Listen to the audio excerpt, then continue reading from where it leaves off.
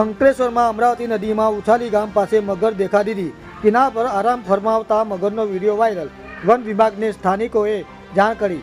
અંકલેશ્વરમાં અમરાવતી નદીમાં ઉછાલી ગામ પાસે મગર દેખા દીધી હતી. કિનારા પર આરામ ફરમાવતા મગરનો વિડીયો વાયરલ થયો હતો. વન વિભાગને સ્થાનિકોએ જાણ કરી હતી. અંકલેશ્વરમાં દીપડા અને મગરનું અભયારણ્ય હોય એમ હવે છાસવારે દીપડો અને મગર નજરે પડી રહ્યો છે. નર્મદા નદીમાં વિલીન થતી અમરાવતી નદીમાં આજરોજ નર્મદા નદીમાંથી એક મહાકાય મગર ઉછાલી ગામ સુધી પ્રાણીમાં મગર પહોંચી ગયો હતો.